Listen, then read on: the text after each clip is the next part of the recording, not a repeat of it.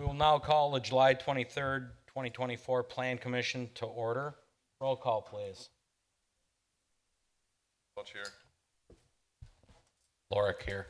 Bukavich here. Guzikowski here. Oldani here. Seifert here. Chandler here. And I don't know if the mic cut out, but Ashley is with us. Thank you. Kipchinsky here.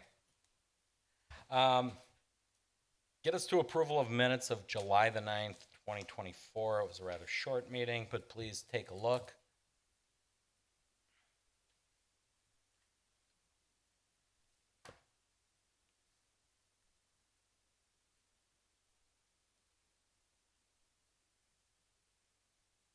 When you're satisfied, there's no discussion, errors, omissions, corrections, motion.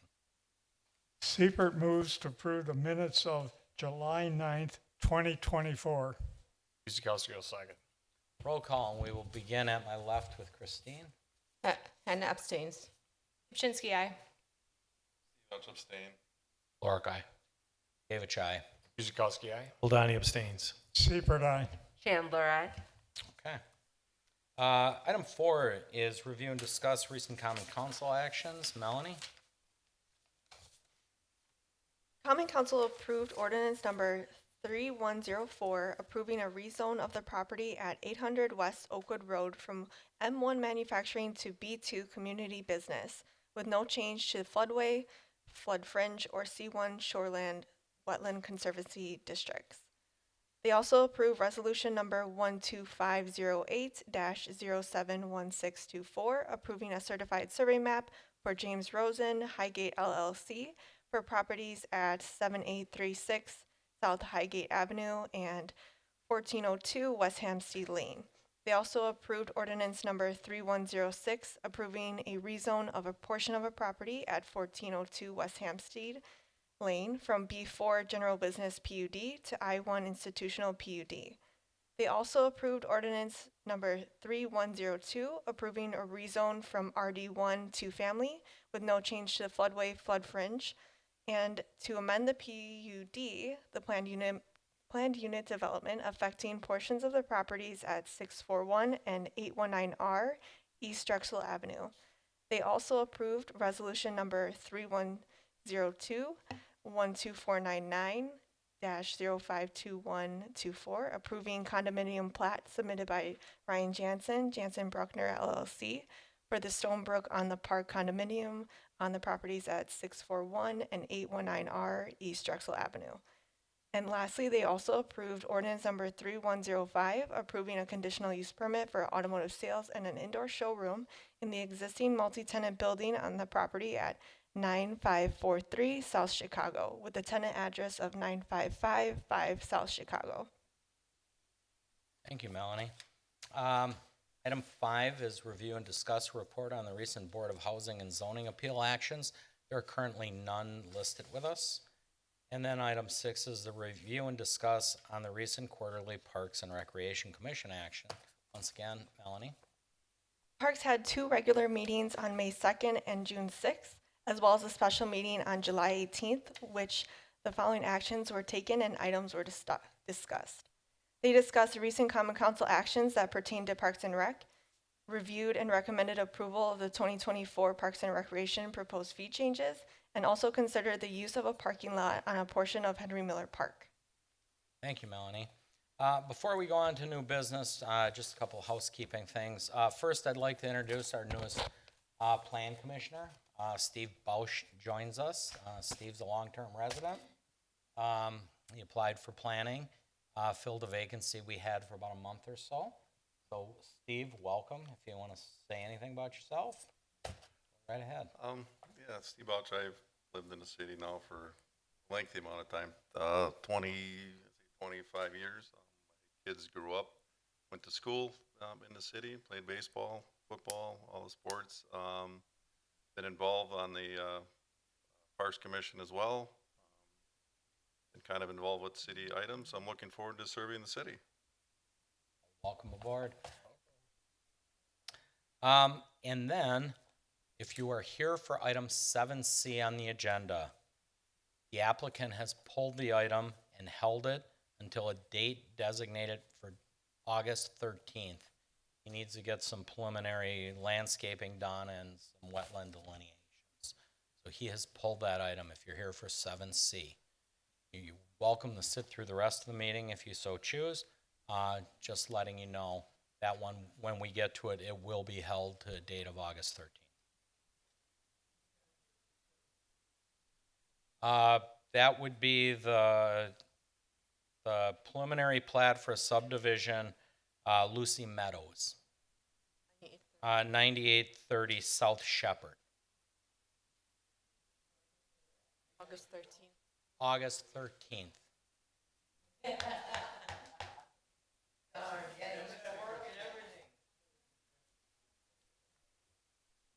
So, moving on with new business, item A, 7A, is consideration of conditional use permit, requested by Josh Green, Blifford Lumber and Hardware for outdoor storage on the property.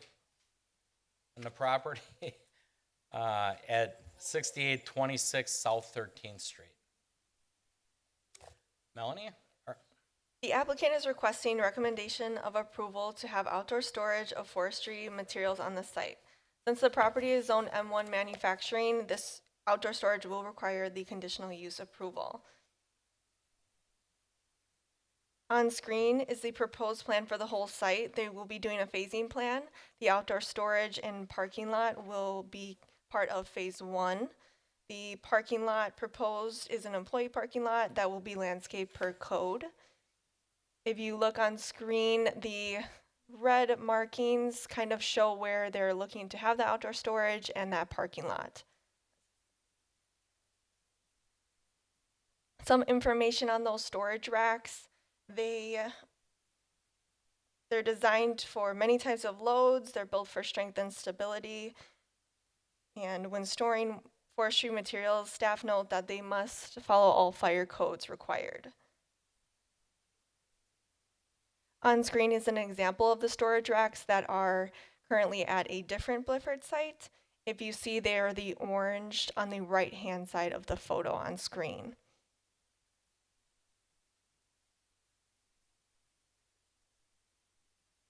On screen are landscape plans planned for the parking lot.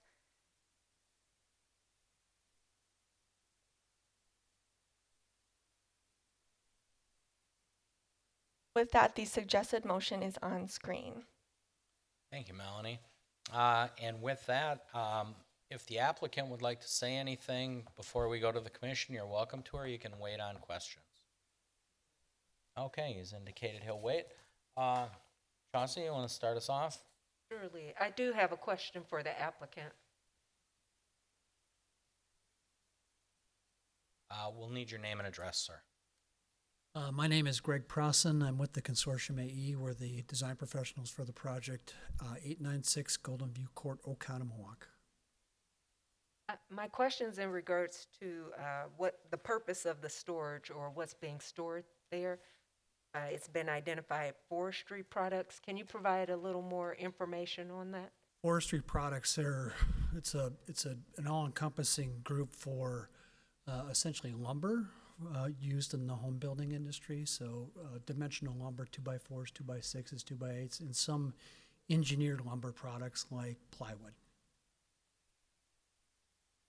And then for this area, is there access to it from anywhere, or will it be in a secured area? So that's a great question. Currently, there's access to the site off of 13th Street.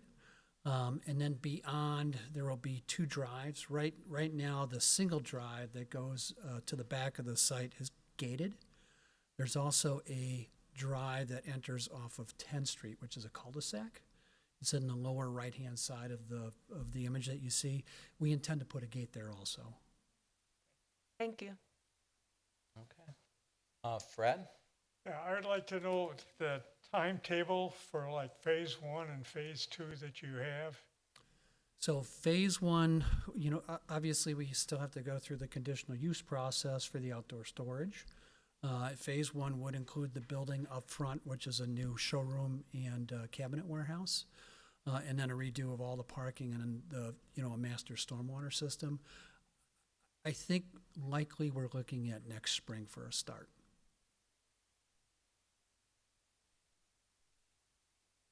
That it, Fred? Don? I have no questions. Chris? No question. Greg? Excuse me, so currently the location is just corporate offices, correct? That's correct. Okay. So is the proposed storage, is this going to be a retail site or is this all wholesale? No, no retail, it's all wholesale. Okay. Okay, that's all. Thank you. Steve? Got no questions? Ashley? No questions, thank you. Christine? Yes, I have a couple of questions. So, like you mentioned here, this is going to be a storage, right, for the lumber? Yes.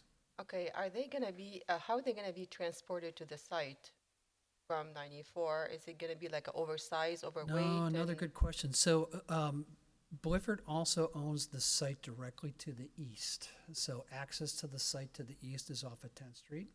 Okay. The site on the east side has got rail access, and that's how most of their lumber gets delivered to the site. Go ahead. We'll need your name and address as well, sir. Josh Brown, it's noted on here as green, but address is 5317 South Lake Drive, Cudahy. So, first of all, just one correction. There is retail, limited retail at the moment at the site, to address the previous question. And with the building of the Phase 1 building up front, that would increase some retail traffic. We'll have a showroom there. Regarding how lumber gets in, the majority of it does come in on rail on the east side of the property. We do get semi-trucks off of the freeway as well, but that is not expected to increase or change in any way from how it is now and has been. Okay, so if it comes on rail and it comes off of 10th Street, how is this going to be transported to your location on 13th? Well, it's a connected site. Okay, oh, So, okay, so yeah, it's there, just one at the site. moment, there's really, the vacated 10th Street we have a drive that connects the Oh, two. okay, Yeah, okay. So now when you said it's retail, yeah. so how is it, like, is it trucking to come and like a load on or load off, or how is this gonna be operating, I guess? So we deliver most of our lumber out of this site. So Okay. we have trucks that are generally loaded on the 13th Street parcel, and then they currently exit on the 13th Street. But once we have this up and running, we are looking, once we add the gate at 10th Street, to have more traffic go out that way. Okay, We deliver on all kinds of trucks, box trucks, semi-tractor trailers, single axle trucks. I know maybe this is a question for Ashley, just to make sure that the turning movement of all the trucking and everything is adequate. So this is something engineering will cover, I guess. Okay, thank you. You're welcome. Thank you. Okay. I myself, I don't have a lot of questions, but I'm going to ask fire if they have any questions, concerns, given the fire lane that's there, or access getting to the back of the storage units. Good evening, Mayor, Commissioners. Mike Avey, Assistant Chief, Oak Creek Fire. After review of the proposal, there are, as mentioned, annotated in the notes for this EUP, is that they have to conform to fire code. Again, with forestry and outdoor storage products, access and arrangement must conform to code. So once we see what those plans are and the storage arrangement, that'll be approved through the permit process and through code inspections. That's my only comment. And if there's any questions, I'll answer those. Fire lane's adequate for everything? Access for fire lanes meets our minimal requirements. Okay. Okay. There's no further discussion. Any questions from anybody out in the audience on this? Okay. Seeing none, I'll ask for a motion. Oldani moves that the Plan Commission recommends that the Common Council approves a conditional use permit for outdoor storage on the property of 6836 South 13th Street after a public hearing and subject to conditions and restrictions that will be prepared for Plan Commission's next meeting, August 13th, 2024. Seifert seconds. Roll call, beginning with Ashley. Kapczynski, aye. Steve Alge, aye. Lorick, aye. Kavich, aye. Guzekowski, aye. Oldani, aye. Seifert, aye. Chandler, aye. And I, Okay. Thank you. Item 7B is a site plan and review. and related plans submitted by William Nelson for the seller for an additional parking lot on the property at 812 West Oakwood. Melanie? The applicant is requesting approval for an expansion to the kitchen and the parking lot on the site. Plan commissioners can recall that this property was recently at Plan Commission review to be combined and rezoned for cohesion. On screen is the site plan. There is a proposed rain garden on the north of the parking lot. After improvements, there will be just under 10,000 square feet increase to impervious area. The parking lot will need to be landscaped per code. On screen is that landscape.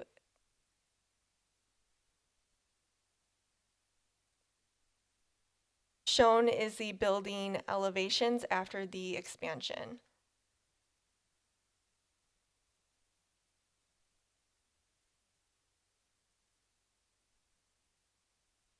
With that, the suggested motion is on screen. Thank you.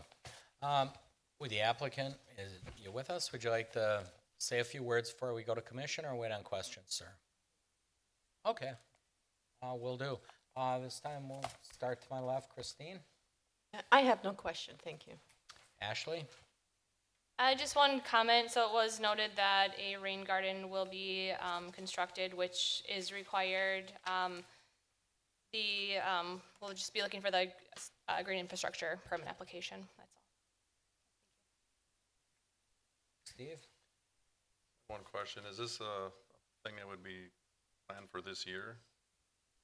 Sir, you'll have to come up to the mic. We'll need your name and address for the minutes and official records. My name is Luis Barbosa, architect with BMR Design Group, and we prepare the preliminary drawings. And the idea is, if we obtain the approval, to proceed in the fall to do the construction. That's Steve? Yeah, no further questions. Okay, Greg? I have no questions. Chris? I think it looks good. I have no questions. Don? No questions. Fred? Yeah, I just have one. I'm looking at your layout on your east parking lot, and you only have one handicap stall. I think you should probably have two. You know, one seems to be kind of limited, and I'm sure that there are a few senior citizens that attend your facility. And We'll so I definitely- think that maybe another stall, or, you know, a handicap stall should be added to the layout. You know what I'm talking Yes. on the east side by the north entrance. We will do that. Okay, thank you. Elsie? I do have a question. Okay, so could you help me understand, is there going to be an addition to the building, or the inside of the building is going to be revised for this addition?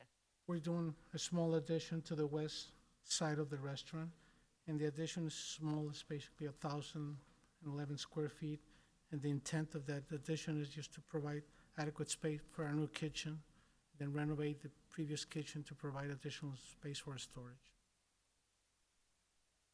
Okay, and so for the materials that will be used for the outside, can you provide more information about that?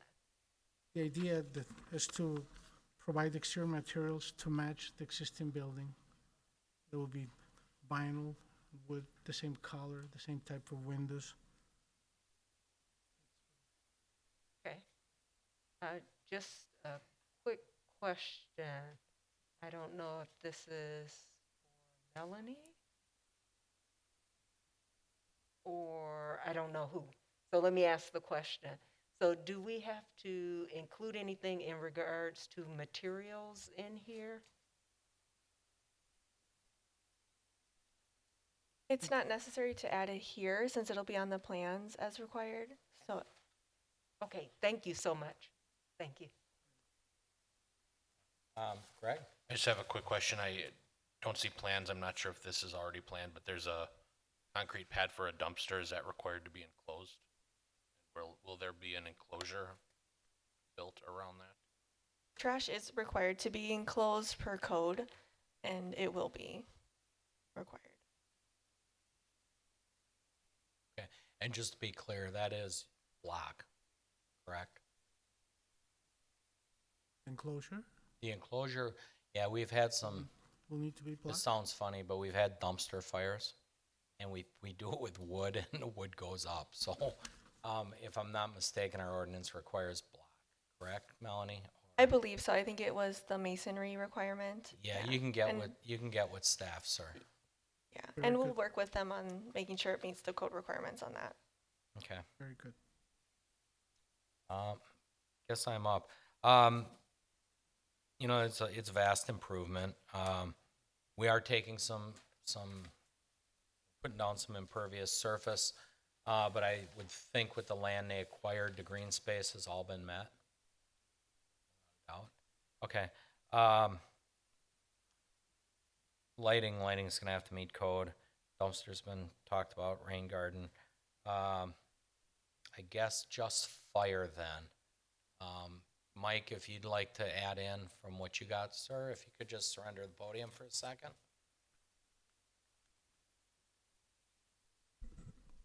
Good evening again, Mike Havey with Oak Creek Fire. Just to follow up with the dumpster enclosure, so the term would be non-combustible, so I think that's provided in our code. As far as the addition, you know, one of the stipulations in Wisconsin Act 270, which is a grandfathered clause that, you know, some designers may not be aware of or privy to, that an addition that exceeds 50% of the occupied space within the building would require a suppression system.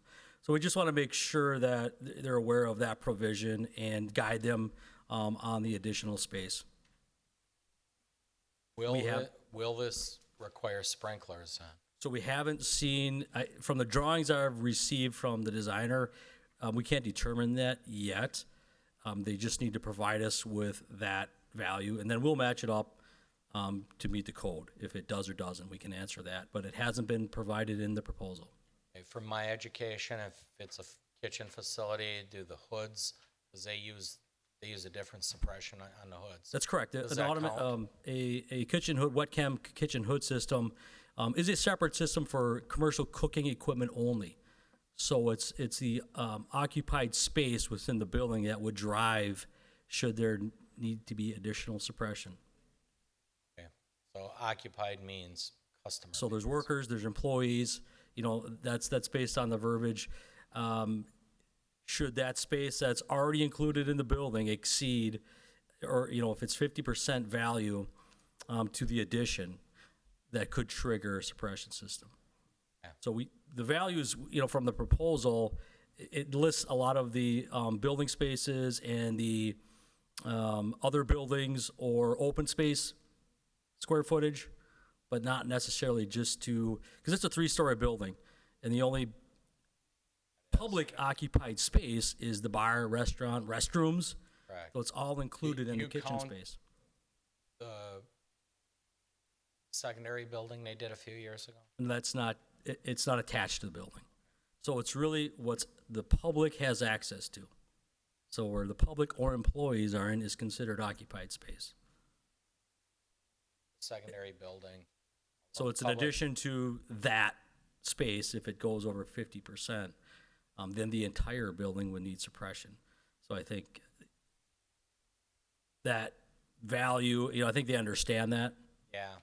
You know what? I'll leave it to you. Yeah. You gotta try to figure it out now. Yeah, But I've talked to the business owner just to let them Yeah. know that. I'm thinking about the secondary building because it's a brilliant idea and it's occupied, but I don't believe it. It was designed as an open space, not enclosed. So, you know, that, and it's not attached to the original structure. It's a So then separate building. It's separate. Okay. Yeah. All right. So if there's any Well, other, applicant, I would work closely with fire. He'll sort Okay. that all out for you. yeah, it's just you know, just to get to that baseline value. So we always encourage and advocate for suppression systems in all buildings. That's the fire department's message is, we want to prevent fires. So if there's systems in place, we advocate that, but we realize that what the code provides us to administer and advocate for our limits. So we fall back on what the code requires. Okay. Thanks, Mike. Yep. Appreciate it. Is there any other discussion, questions? I do have Yes. one additional question. I want to make sure I'm understanding this. So we're going to approve the site and the plans for this property. So to my understanding, doesn't that include materials? If the suppression system should be there, all the above, we should see like the complete layout? Or is there a second meeting maybe scheduled that would give these details? I just want to have a better understanding. Go ahead, Mike. I'll just comment on the suppression system. Those are considered deferred submittals, so would not be to be addressed for our purposes at this meeting. Christie, this is just a site plan. Landscaping and architectural. So as I guess vaguely related plans covers the architectural plans and landscaping as well. So if they're as the applicant said on the very back page, although they don't have physical examples of it, you can see the exterior is going to be vinyl siding, decorative wood band, wall fixtures, aluminum windows. As he said, they're going to match the existing building as closely as they can. Yes, we have the detailed plans that the submittal started off with not as many details as we needed. We did reach out to the applicant, ask them to make the modifications accordingly, and they delivered immediately. And the reason I'm asking that in regards to the building materials, are they compliant to what the city has? Are there any conditions that we need to agree to for the materials?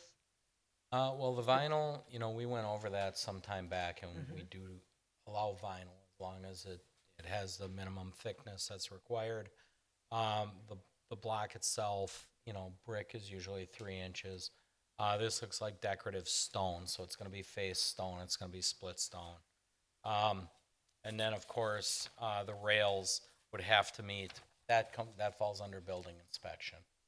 And that can be out of material. This looks like a combination of wood, metal, kind of speaking for the applicant.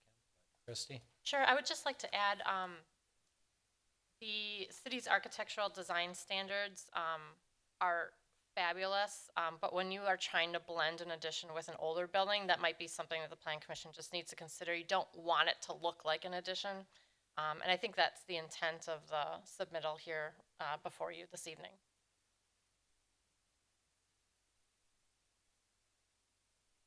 I hear you, yet I guess I just don't have enough information to say yay or nay, because we know the materials are similar, but I just don't know what that means, just from reading this. Vinyl will be vinyl. Okay. It'll be wood structure. I'm going to jump in here for a Go second. ahead, I Matt. think what Commissioner Chandler is trying to convey is usually when we have new construction, we have a big packet with all the materials and, here's the windows, the shingles, everything. I don't know if that's necessary in this case, and I think that's what she's driving at.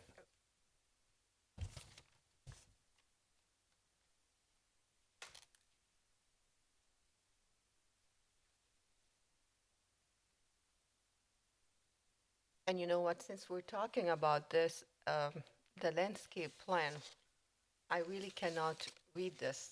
I don't know what that means.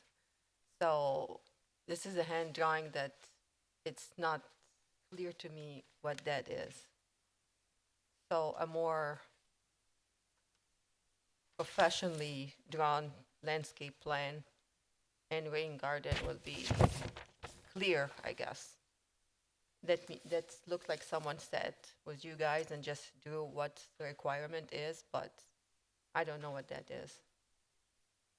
Okay, I mean, we can ask it. It's a landscaping business that we've been working with directly, and but we can definitely ask to see if they can submit that on a computer-generated plan. I was looking up the species. These are pretty typical species that you see in commercial development for landscaping, just within a parking lot. Yeah. We In the did pa- ask, we did ask for a little variety on a few things, so we are expecting a new plan next week. What I'm trying to say is around the cellar itself, we can see where they're gonna be planted, not just the type of the plants, I should say, where they're gonna be located, how the height of them, are they just mature, premature, all of that. So that's not the first time we see landscape plants, so it's typical, we see that. I mean, this is unusual to have this handwritten Yes. drawing. Okay. But with the minimums we have, within the parking lot, they got down, now the plants, you don't have exhibitions of them with roots like they normally show. But they're definitely meeting their green space requirement, shielding. Yeah, I think that he's out of town this week, and we can provide samples of what we've received in the past and let them know that's what the expectation level is. Okay. Yeah. I don't have a lot of consternation over the landscape plan is the one we're accustomed to, but if you look at the numbers, they're pretty generous in what they're putting in. This is also, Yeah, Yes. and it's not like it's, to Chris's point, it's an existing building, and if you've ever been down there, it's pretty well landscaped.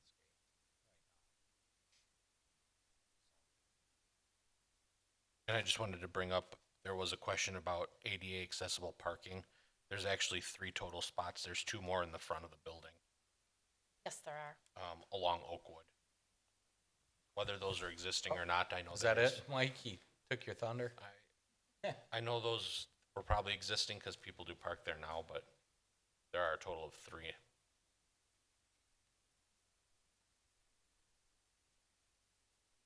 One quick comment about the rain garden as well, since that was mentioned. So as far as a plan review, this is sufficient. Once the green infrastructure permit application is submitted, full plans, design of that rain garden will be required. The city will review it, and then MMSD will also be reviewing and approving that. And within that plan, there's maintenance responsibilities are lined out as well. So for these purposes right now, what is shown is sufficient at this point. And item 3 kind of covers that. So. Anything else for a motion? One additional Yeah. item. So, and I may have missed it in the packet, so with the addition, will it meet, what's the term? The necessary setbacks? I think that's the term. Of where it's being located in relationship to the surrounding area? Yes, it should. Okay, thank you. Okay. Any other discussion? Not? Motion on B. Seifert moves that the Plan Commission approves the site and related plans submitted by William Nelson, the seller, for the property at 812 West Oakwood Road with the following conditions. 1, that all relevant codes requirements remain in effect. 2, that permits shall be obtained for any new signage on the property. 3, that all reserved plans are submitted in digital format for review and approval by the Department of Community Development prior to the submission of permit applications. Guzekowski will second. Roll call, beginning with Steve. Steve Balch, aye. Lorick, aye. Gavich, aye. Guzekowski, aye. Seifert, aye. Oldani, aye. Chandler, aye. And I. Kupczynski, aye. Okay. Carries. That gets us to 7C, and as I made the announcement early on, the applicant had requested that it be held the next available meeting, which would be the 13th. So is there any discussion, questions as to why the hold? If none, I have questions on this. You have a question about why it's being held, though? No, on this one, I don't know, but I do know That's why we're holding it. the utility, No, that's D, I think you're talking about. I'm with talking utility. C. C? I mean D. I'm Yeah, sorry. D's a different item. Right now, we're just gonna do C. Okay, no problem. Okay. So if there's no questions, motion to hold, preliminary plat review, for the subdivision plat, for Lucy Meadows Single Residential Subdivision located at 9830 South Shepherd, to be held to the next available meeting, August 13th. Make that motion. Oldani seconds. Okay, motion's been made in a second. Roll call beginning with Greg. Lorick, aye. Gavich, aye. Guzekowski, aye. Oldani, aye. Seifert, aye. Chandler, aye. And I. Kupczynski, aye. Bouch, aye. Okay, that'll get us 7D. That is preliminary plat, to review for a subdivision plat by Sam Dara, Almag LLC for a single-family residential subdivision located at 9025 South Nicholson Road. Carrie. Carrie, sorry. Subliminal slip. Christie. Too many K's going on here. There we go. Sorry. Thank you, Mr. Mayor. This may be a different type of presentation than what you're used to. There's a 2-year history here. Unfortunately, I've only been here for 4 months of the 2 years. So my historical knowledge is slim, so please bear with me. But I do hope that everyone was able to, to read through thoroughly the staff report, which was actually written by Carrie, because this was originally on the April 23rd agenda. And due to the unfavorable request, suggested motion from staff in April, the applicant asked that it be pulled from the agenda prior to the meeting. And so in the meantime, we did receive correspondence from the applicant requesting, hey, why isn't this moving forward? We've given you plans. This is just dragging out too long. And completely understand that. And so I did explain to the applicant, we will put you on the agenda. That's fine. But since that April submission and packet, nothing has changed, and so it's going to go forward with the same recommendation. And so, staff didn't want to prolong the process any further. The applicant did ask that it get placed on the agenda. And so with that being said, as you can see in your staff reports, there are not 11 concerns. If you could go to the next slide. Go ahead one more. And 11 concerns from staff, in addition to 9 concerns mentioned from ATC. And the most important and concerning comment is the last one here in front of you, is that the plans show the sanitary still only 4 feet deep. And that's not acceptable to our water and sewer division. We need a revised plan to address that issue. The minimum sanitary sewer depth is 10 feet without a variance.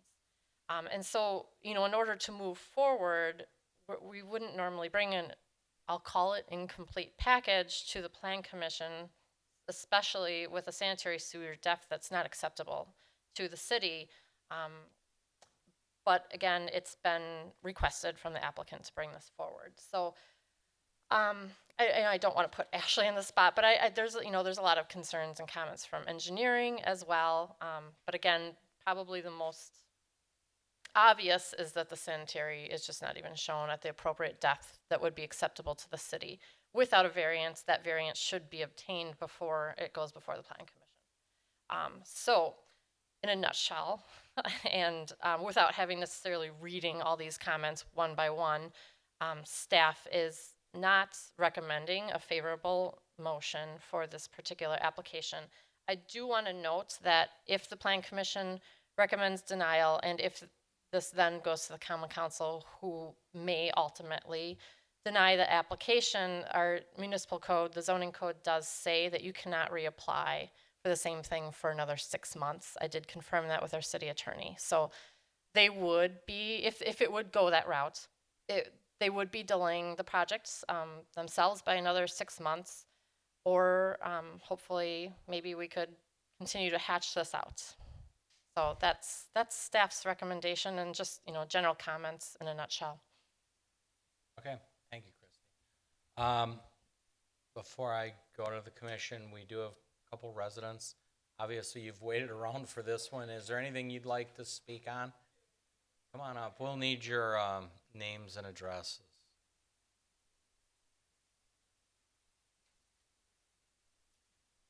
Good evening. I am Randy Barant. We live at 1546 East Arbor Creek Drive. And I'm Maria Brandt. Same residence. Okay. But we are directly involved with that because we actually own the temporary cul-de-sac that is adjoining that subdivision that they'll be taking out, putting it into the new subdivision. They'll be taking out ours, putting it into the new one. And some of our questions that we are going to have is maybe they can't be answered here, but we would like to at least address these and have maybe the engineering or somebody help us have a resolution. But we want to know who's responsible for taking the existing cul-de-sac out of there, and are they going to put it back to original grade, seed it, plant the trees along the side of the lot line, which are on half of our other lot, the other half of it, because that's basically going to take half of our lot and give us half of our lot back. We knew that this was a temporary cul-de-sac when we bought the lot, and it's just taking a long time for them to do what they need to do. So we want to make sure that it gets put back to grass and trees get planted along there. We don't know if it's the city's obligation to do that, or is it the developers? It would be required by the developer. The city may do the trees. We pick the trees. Okay. I won't hold us to that, but we would require it within the landscape plan as far as taking that out and returning it to original condition. That's a bad word, but developer. Okay, is that listed? Do we know if that's listed in the plat map at all? It is, at this point, no, I did not see it in my reading. So there's quite a few things missing Yeah, we did write out our questions and we gave it to somebody Oh, over here. So, okay. So just so that we'll read our questions. Yeah, go ahead. We did print If it I can out give and you the left it. quick question, great. If not, Melanie or Christy can communicate with you by email. Okay. Okay, Right. perfect. It says, I believe it says in there that they're gonna take it out, they're gonna put a curb and gutter along that radius, that new radius We now. would require the same roadway that exists in front of your home or in Brook Preserve. We just, so it's not listed on the No, plat map. they're just gonna take that cul-de-sac and put it to a permanent one deeper. Right. Or they're proposing. So we'll read each one of our questions and then if Sure. you guys, if it's a quick answer, you can just answer it. If Yep. not, and then she has that, and then they can address it later. Okay. And the next one is, when the cul-de-sac was put in, it's a big loop that goes in there. And there's a communication box, a big 16-inch by 16-inch by 48-inch high blue box that's sitting there because it's a future for the next subdivision. So our recommendation is that they move that box, not that it's sitting in the middle of our lot, that they put it along the lot lines, which everything in our subdivision, all these communication boxes are along everybody's property lines. When you have one house here. They're always within an easement. They're usually within that, but I don't know if this one is. It's actually 27 feet in from the edge of the road, which I believe that is past the easement line. So it'll be kind of in the middle of our That lot. I'd have to refer to engineering. Ashley, any input to that? It is a side lot where the road would be, so you'd have the road easement, then you have our property line. Right, I believe, I would have to double check, but I believe there's an easement along the north side of your There is. property. I'm not sure if it's located within that easement or not. I would have to double check. But yeah, there is It's an our easement out recommendation there. that they put it along the property lines like they Closer to do the end. in the rest of the subdivision. if we could have that on. And also, one of the big things that we've seen on his map there were the trees that were gonna be removed.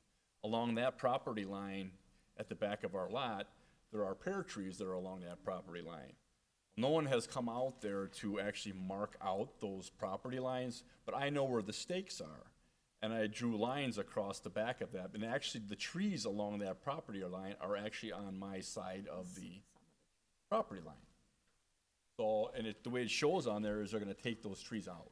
Okay, so in one of the things they did, and this goes into one of the inconsistencies staff is having, boy, I just read it, here it is, item 3.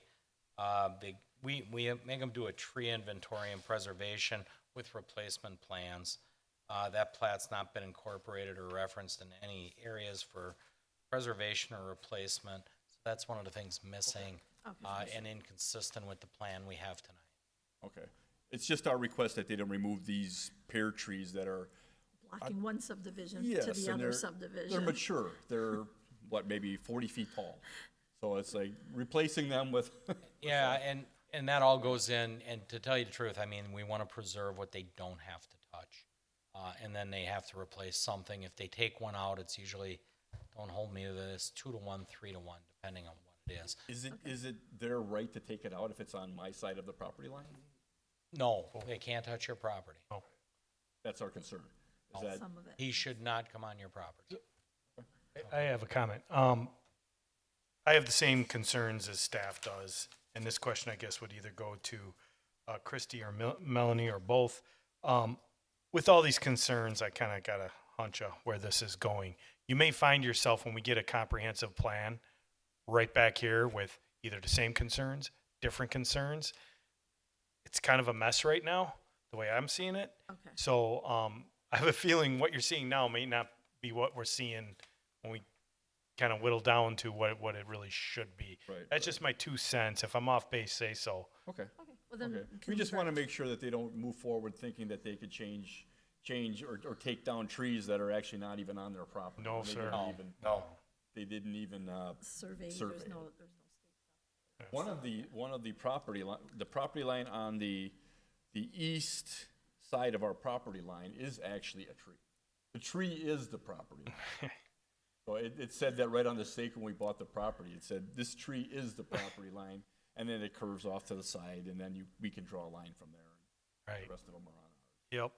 I would just stay in touch with, did you guys get a notice? Was this a notice situation? Yeah, I made sure our name is on Yeah, the, I wouldn't know if you get another notice in the future. We'll Okay. see how this all ends out today. All right, is this Okay. gonna get documented to where engineering and you can look at that kind of stuff as far as the way the cul-de-sac gets put back into the original grade and then the possibility of the communication box That moved? engineering's gonna have to approve. Right.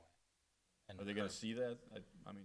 They have to submit those plans, and probably some of the things still missing. well, it sounds like there's a lot of, but they're gonna Right. go through this, so do you even want us to, we only have 3 other quick questions. No, go Should we ahead. leave it? You're up here, so. Oh, okay. Yeah, and there's a drainage as well, because we have I believe it's a 30-foot drainage easement on the back of our lot. Now, the easement on the other side of that lot line, I'm assuming is gonna do the same thing. It's gonna go into their 4-foot basin. Is that where that 4-foot basin is? You know, the stormwater plans have to come through here and be approved as well. But they can't put their water into our side. They of our- cannot, no, and Ashley, if you want to give me the technical terms, they cannot infringe on your property and push their water to you. So they have to problem engineer. And the construction as well, it's going to come through that cul-de-sac, but it's also a temporary driveway on Nicholson Road. Is the construction traffic able to use that road primarily over going through our subdivision for construction? When and if this goes through. Boy, that's a great question. I don't really have a good answer for that one. I would defer, boy, I'm just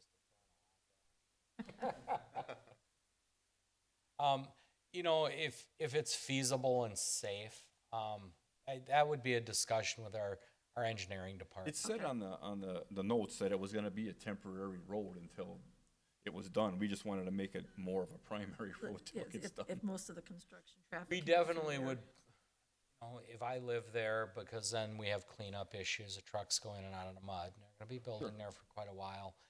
It would make sense, but, we have to check with traffic and our engineering department, our traffic engineers, because it's another turn way off Nicholson, and the general public ain't gonna know it's coming, Okay. like a road. Oh, and then we're gonna ask, are we gonna receive notifications when major construction is occurring, such as when they remove the cul-de-sac? Do we get notified at all, like people around there that, okay, you're gonna have big construction? If you're right within there? 300 feet of the proposed project, our ordinance requires you get notice. Okay, And I believe that's physical mailing. Similar to the one we well, got and for our this name is on meeting. the list, so there's only Yeah. 3 of us that are really affected that they contact, so Yeah. as long as they contact all 3 of us, because, Standardly, within 300 feet, you get notified. Within 0 feet. We're right next to Yeah, it. you're is our pretty much cul-de-sac. at your ground zero here. Right. Okay. Okay, those That- were our that's- concerns. That's it, so, and they have the questions there, so. Yeah. All right, Thank I you. appreciate it. Okay. I guess So- just one item, sorry to note on that. So when construction begins, if there are residents that are directly related to the construction, something similar to you where you have some temporary pavement that's on your property that would need to be removed, we would talk about something like that in a pre-construction meeting that's with the contractor, that we would make sure that you are notified. So that's more typical. So like when construction itself begins, there isn't a notice or any kind of requirement that is sent out. But when residents are directly impacted by it, such as yourselves, it would be a requirement to contact you prior to. So at that point, you would get with the developer, and he would have to give you his intention on that cul-de-sac. What Right. he's gonna do with it.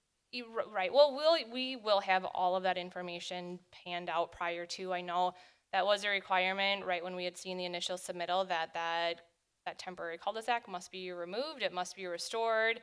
Engineering department reviews things such as profiles to make sure that their proposed profile is matching into the existing road sufficiently. So all that stuff is checked, and it's things that we've been reviewing and requesting along the way. Okay. Yeah, it looks like the road itself that curves through there is actually crowned the way it's supposed to be for the existing addition. Continue with that same profile, yes. Okay.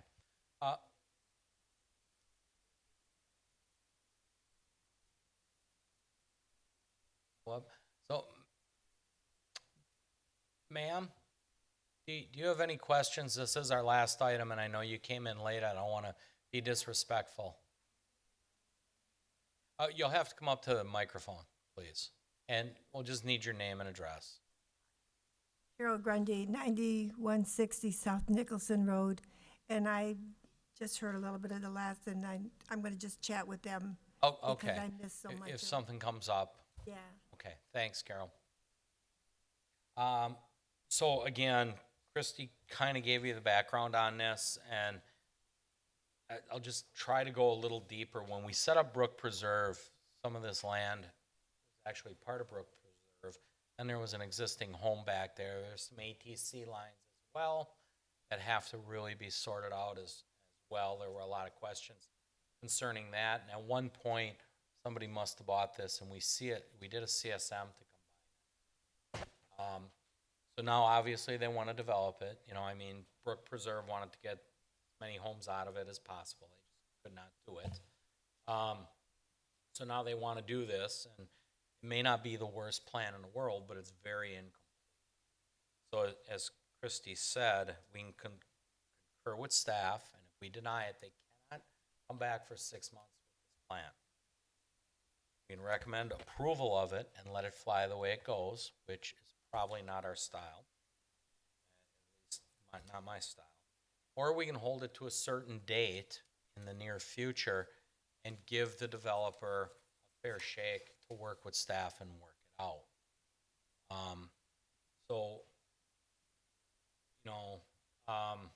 I hate to kill it for an entire 6 months. They can work this out in a 3-month period. But the history of this doesn't suggest it goes that way. So, a fair term limit might be 2 months or 3. And then if they can't work it out by then, we would probably get the incomplete packet, go from there. So, I would concur with staff as to, if the applicant was here, I would have gave them the option to hold. But since they're not here, it's our choice. Christy, Melanie, any suggestions of what our planning staff would like to see? Just looking at the calendar here, shoot for October maybe? Do we have a defined date in October? Sure, so the options for Plan Commission would be October 8th or October 22nd.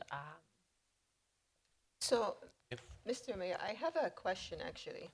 Yes? So if we hold it 2 to 3 months, and until today for the past 2 years, or even past 6 months, we haven't been able to get any improvement out of them, what is 3 more months are gonna give us?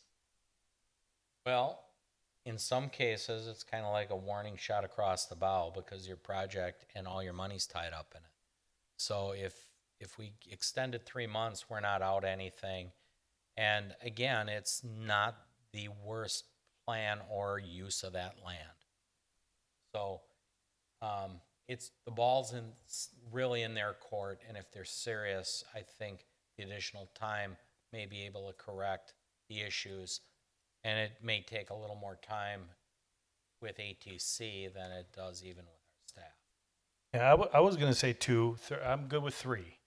But what could happen is if they do nothing in 3 months, then it gets denied and then they lose 9 months. Yes. So if, you know, it's all a matter of if it's a solid plan on the surface, we like it, we want to give them an opportunity, which we have in the past. You know, many times we just hold it for a month, but there are some serious concerns in here. These aren't just, you know, little ticky-tack things. These are serious concerns. So 3 months, I'd be okay with that as the recommendation. I don't know, you know, I'd like to hear from the other commissioners as well. We deny this.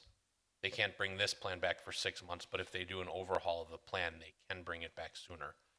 And is that specifically outlined somewhere, or is that subjective? Like, yeah, they fixed 11 concerns in this plan, we consider it major updates, and they can bring it back sooner? Or is that very defined? It's very defined. I wish I had pulled up that section of the code, but I think I'm quite sure the code says uses the word substantial. If it's not a substantial change to the application, and I don't know if I would consider responding to our comments to be substantial. You're still a 7-lot, 3-outlot subdivision. It's just a matter of taking care of comments. I would not suggest that taking care of the comments would be a substantial modification. I think to Don's point, you know, I just have a comment. Yeah, that go ahead, The Fred. utility does not agree with the plans that they have here for the water and sewer, especially the sewer. oh, yes. And it's a big concern, and they did not approve these plans for their installation of water and sewer. Oh, So- you're right. That's duly listed. And again, it was, I think they're suggesting 4 feet and we need a minimum 10. So these are things that we're going to give them 3 months. And if they can't get over the hump there, as Don said, then they're out. Just one, and I hate to say this from my professional experience, resolving these issues will take more than 3 months to fix. That is on them. Okay, good. This costs us nothing. Okay. So, you know, Just a quick question. Did they notify you that because it's right, so the background was, it was incomplete, but they suggested they wanted it submitted anyway, right? We've had that before, and I've asked quite a while, why did this even get submitted? Well, they insisted, that's fine. Did they give you an indication of why they were not here today? No, I haven't heard from them. So it was like a no call, no show. And anyone on here knows that's a pet peeve of mine. They forced us to take our time to look at this, and they don't even show up. Hopefully it's nothing serious. There wasn't an emergency. I understand. We don't know why.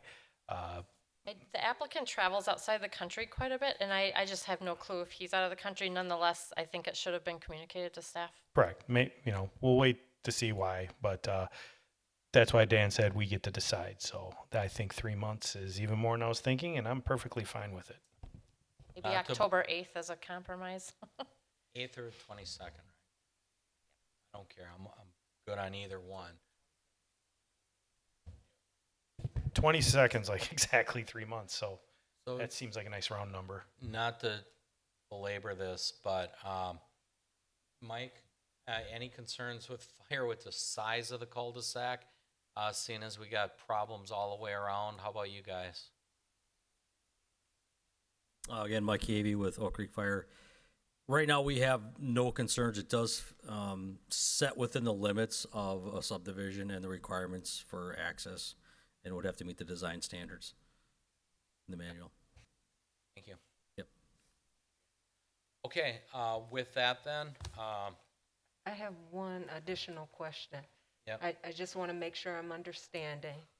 So the applicant, did they say they will make the changes? Did they say that we won't make the changes? we didn't get a Neither? hold of them. They didn't Oh, input. so nothing, okay.